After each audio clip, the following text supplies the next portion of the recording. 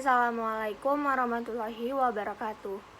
Baiklah, di sini saya akan menjelaskan mengenai materi pertemuan pertama mata kuliah Kimia Farmasi Kuantitatif, di mana materinya adalah analisis gravimetri dan metode gravimetri. Sebelum kita masuk ke dalam pembahasan, kita harus mengetahui dulu apa yang dimaksud dengan analisis gravimetri.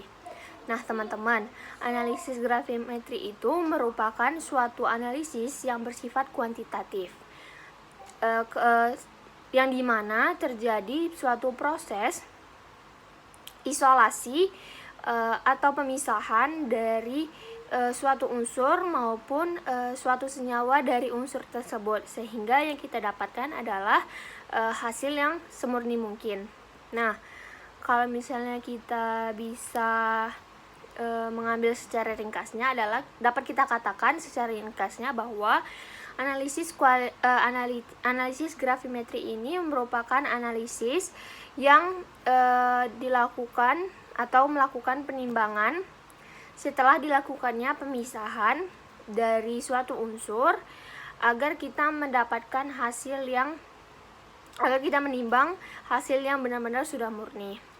Nah, selain analisis gravimetri, kita juga akan membahas topik kita satu lagi, yaitu metode gravimetri. Nah, metode gravimetri ini apa sih?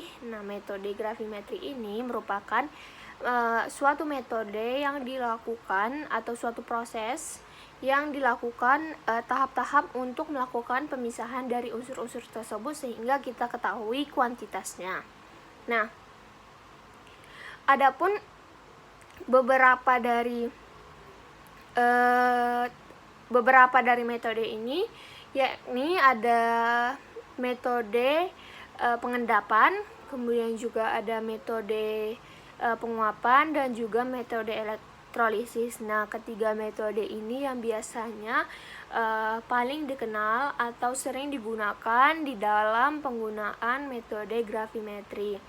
Nah, kemudian kita akan masuk ke dalam pembahasan mengenai kelebihan dan juga kelemahan daripada menggunakan cara analisis gravimetri maupun metode gravimetri. Nah, yang pertama kita akan membahas kelebihan menggunakan analisis gravimetri dan metode gravimetri terlebih dahulu. Nah, kelebihan dalam menggunakan cara ini adalah metode ini merupakan metode yang praktis dan juga sederhana. Yang dimaksud dengan sederhana di sini adalah penggunaan alat-alat daripada metode ini sangat mudah ditemukan, ataupun kalau tidak ditemukan tidak membutuhkan biaya yang mahal ketika membeli alat tersebut. Contoh di dalam penggunaan alat dalam metode gravimetri itu atau analisis gravimetri adalah kita bisa memakai nerasa analitik maupun oven. Nah, kemudian juga pada saat penimbangan, metode gravimetri ini tidak perlu menggunakan zat pembanding sehingga memudahkan pada saat melakukan pemisahan. Kemudian juga kelebihan daripada metode ini juga hasil yang didapat dari metode ini akurat. Jadi dapat kita simpulkan bahwa kelebihan daripada metode ini adalah metodenya sederhana, kemudian tidak membutuhkan zat pembanding, dan juga hasil yang didapat akurat. Kemudian kita akan membahas kelemahan daripada penggunaan analisis gravimetri maupun metode gravimetri.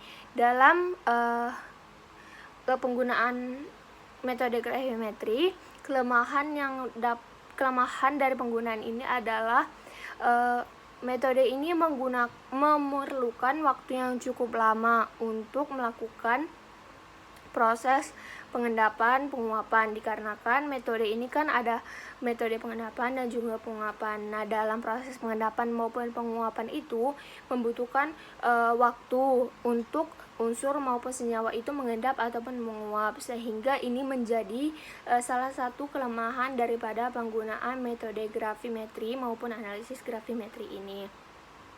Oleh karena itu, biasanya jarang memakai metode ini. Baiklah, sekian Wassalamualaikum warahmatullahi wabarakatuh.